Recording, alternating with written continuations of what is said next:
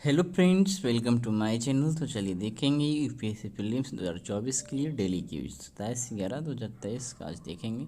जो हमारे चैनल पर नए हैं चैनल को सब्सक्राइब जरूर कर ले ताकि आपको डेली नोटिफिकेशन मिलता रहे। अब वीडियो अच्छा लगे तो अधिक से अधिक शेयर जरूर करें। तो आइए देखते हैं आज का पहला क्वेश्चन। तो आज का पहला क्वेश्चन है, निम्नलिखित कथनों पर विचार कीजिए। उपयुक्त कथनों में के संबंध में निम्नलिखित में से कौन सा सही है। ठीक है, यहाँ देखना और यहाँ देखना है। अब देखते हैं, दो कथन हैं। तो पहला कथन है, ऑनलाइन चाइल्ड पोर्नोग्राफी डिजिटल शोषण की अभिव्यक्ति है जो डिजिटल प्लेटफॉर्म के माध्यम से नाबालिगों से जुड़ी स्पष्ट यौन सामग्री के उत्पादन, वितरण या परिग्रह को संदर्भित करती है। ठीक है, तो ये तो ठीक है पहला कथन अपने स्तर पे। दूसरा है कि राष्ट्रीय अपराध रिकॉर्ड ब्यूरो 2021 की रिपोर्ट के अनुसार वर्ष 2020 में चाइल्ड पोर्नोग्राफी से जुड़े मामले बढ़े हैं। तो देखिए, ये भी अपने जगह पे कथन सही है, लेकिन ये पहला कथन जो है पहले कथन की व्याख्या नहीं कर पा रहा है, इसलिए ऑप्शन बी करेक्ट हो जाएगा। ठीक है, तो आइए देखते हैं, यहाँ पे वही बात को दोहराया गया है। ऑनलाइन चाइल्ड पोर्नोग्राफी डिजिटल शोषण की अभिव्यक्ति है जो डिजिटल प्लेटफॉर्म के माध्यम से नाबालिगों से जुड़ी स्पष्ट यौन सामग्री के उत्पादन, वितरण या परिग्रह को संदर्भित करती है। राष्ट्रीय अपराध रिकॉर्ड ब्यूरो 2021 की रिपोर्ट के अनुसार वर्ष 2020 में चाइल्ड पोर्नोग्राफी से जुड़े मामले बढ़े हैं, अतः विकल्प भी सही है। ठीक है, चलिए आइए देखते हैं अगला क्वेश्चन। तो अगला क्वेश्चन है, निम्नलिखित में से किस राज्य ने सर्दियों के महीने के दौरान कंबाला भैंस दौड़ का आयोजन किया जब किसान अपनी धान की फसल काटते हैं। तो ये होता है कर्नाटक में, ऑप्शन बी करेक्ट हो जाएगा। ठीक है, तो देख सकते हैं कंबाला एक भैंस दौड़ है जो सर्दियों के महीनों के दौरान तटीय कर्नाटक जिले, यूरोपी और दक्षिण कन्नड़ तब आयोजित की जाती है जब किसान अपनी धान की फसल काटते हैं। यह दौड़ कीचड़ और जल से भरे दो समांतर ट्रैक पर आयोजित की जाती है। भैंसों की प्रत्येक जोड़ी के पास ट्रैक पर जानवरों को नियंत्रित करने और आदेश देने के लिए एक जॉकी या कंबाला धावक भी होगा। प्रत्येक चरण में जीतने वाली टीम चैंपियन बनने तक उच्च राउंड के लिए क्वालिफाई करती है। तो आइए देखते हैं आज का तीसरा क्वेश्चन। निम्नलिखित कथनों पर विचार कीजिए। लाइसोजाइम एक प्राकृतिक रूप से पाया जाने वाला एंजाइम है जो आंसू, लार, कफ जैसे विभिन्न शारीरिक स्रावों में पाया जाता है। ठीक है, ये तो सही होना चाहिए। दूसरा कह रहा है, यह वायुमार्ग द्रव का प्रमुख घटक भी है जो अमाइलोइडोसिस जैसी व्याधियों का अध्ययन करने में मॉडल प्रोटीन के रूप में काम करता है। तो जहाँ तक ये लग रहा है दोनों सही होना चाहिए, ऑप्शन सी करेक्ट है। तो लाइसोजाइम तथा अमाइलाइडोसिस, ऑप्शन सी यहाँ पे ठीक है। कह रहा है लाइसोजाइम एक प्राकृतिक रूप से पाया जाने वाला एंजाइम है जो आंसू, लार, कफ जैसे विभिन्न शारीरिक स्रावों में पाया जाता है। ठीक है, यह बैक्टीरिया के खिलाफ शरीर की रक्षा प्रणाली में महत्वपूर्ण भूमिका निभाता है, अतः कथन एक सही है। कह रहा है यह एंजाइम विशेष बैक्टीरिया की कोशिका भित्तियों को तोड़ने का कार्य करता है जो उनके विकास को बाधित करता है और अंततः उनको विनाश की ओर ले जाता है। तो आगे देखते हैं, यह वायुमार्ग द्रव का प्रमुख घटक भी है जो अमाइलाइडोसिस जैसी व्याधियों का अध्ययन करने में एक मॉडल प्रोटीन के रूप में कार्य करता है जो अंततः बहुअंग शिथिलता यानी मल्टी ऑर्गन डिसफंक्शन का कारण बनता है, अतः कथन दूसरा सही था। करा अमाइलाइडोसिस दुर्लभ स्थितियों के एक समूह को संदर्भित करता है जो पूरे शरीर में विभिन्न अंगों और ऊतकों में अमाइलॉइड्स नामक असामान्य प्रोटीन गुच्छे के संचय की विशेषता है।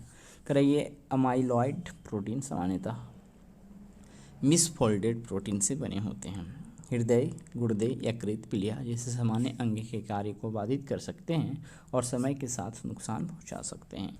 ठीक है, तो आइए देखते हैं आज का अगला क्वेश्चन क्या है कि गुरु तेग बहादुर के संदर्भ में निम्नलिखित कथनों पर विचार कीजिए। तो उनकी रचना को 116 काव्य भजनों के रूप में पवित्र ग्रंथ गुरु ग्रंथ साहिब में शामिल किया गया है।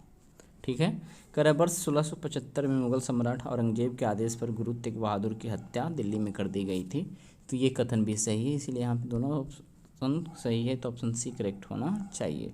तो आइए देखते हैं, करा गुरु तेग बहादुर का जन्म 21 अप्रैल 1621 को अमृतसर में माता नानकी और छठे सिख गुरु हरगोबिंद के यहाँ हुआ था, जिन्होंने मुगलों के खिलाफ सेना खड़ी की और योद्धा संतों की अवधारणा प्रस्तुत की। उनके रचना को 116 काव्य भजनों के रूप में पवित्र ग्रंथ गुरु ग्रंथ साहिब में शामिल किया गया था। कथन एक सही है।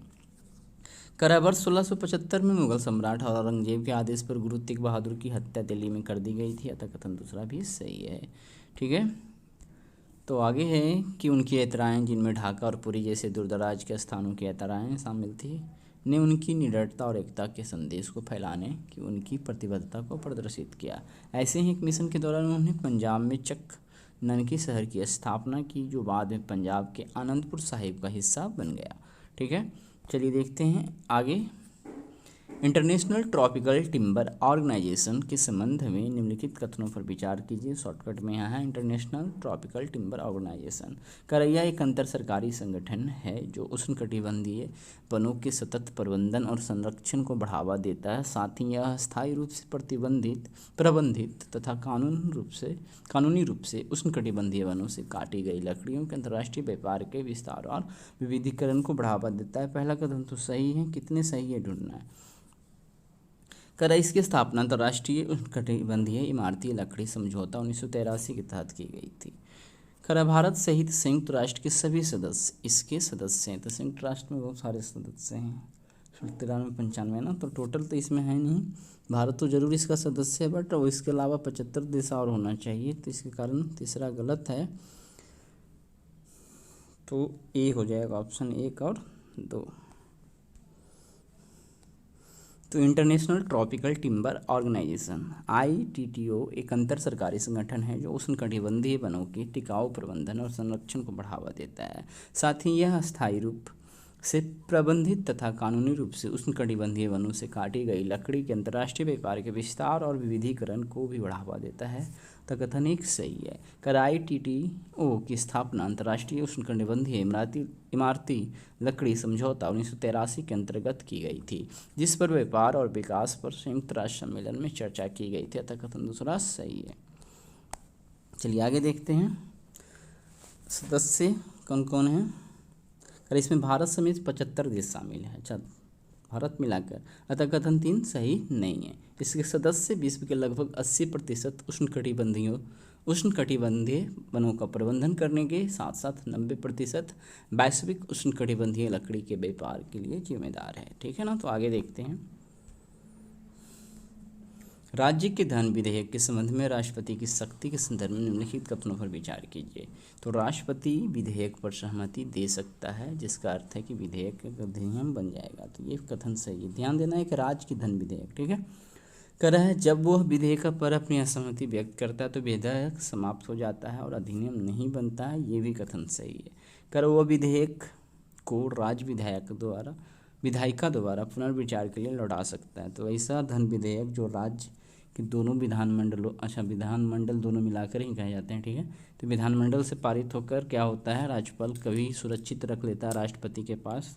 तो राष्ट्रपति पुनर्विचार के लिए, ठीक है, विधायिका के द्वारा फिर से उसको भेजवाता है। तो वहीं पे है कि वह विधेयक को राज्य विधायिका द्वारा पुनर्विचार के लिए लौटा सकता है। यदि विधेयक राज्य विधानमंडल द्वारा संशोधन के साथ बिना संशोधन को दोबारा पारित किया जाता है तो राष्ट्रपति विधेयक पर अपनी सहमति देने के लिए बाध्य है या नहीं है। तो यहाँ पे ध्यान देना है कि ये धन विधेयक था, ठीक है ना।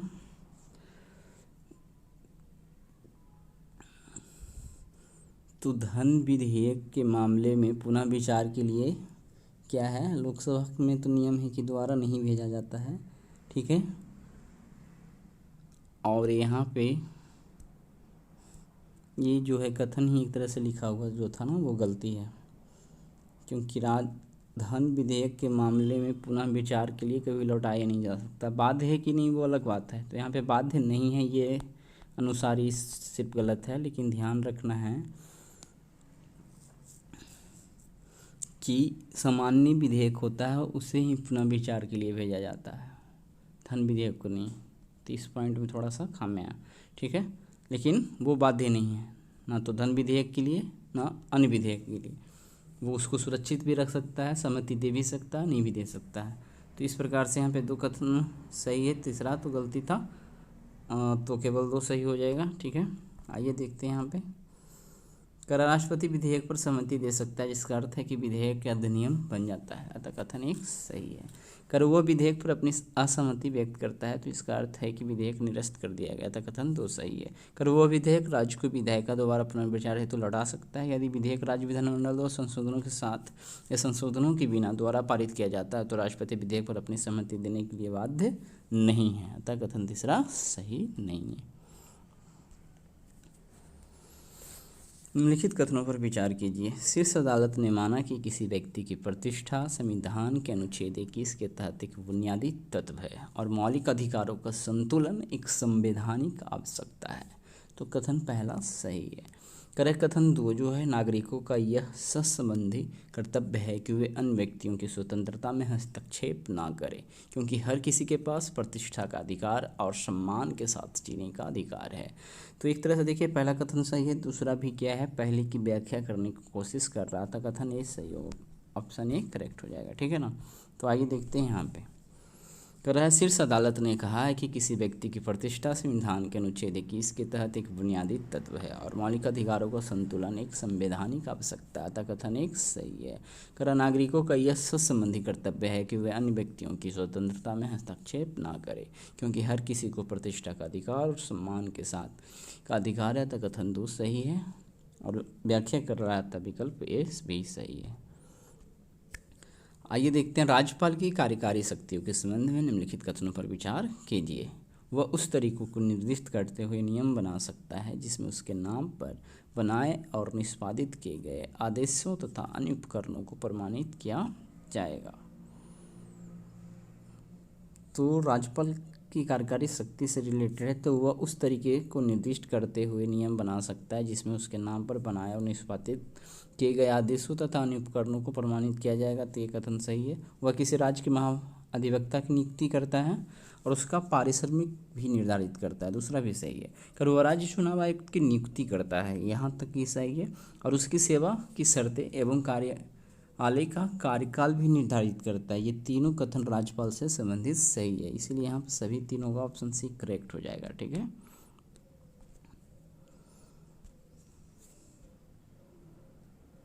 तो राज्यपाल उस तरीकों को निर्दिष्ट करते हुए नियम बना सकते हैं जिनमें उनके नाम पर बनाए और निष्पादित किए गए आदेशों एवं अन्य दस्तावेजों को प्रमाणित किया जाएगा, अतः कथन एक सही है।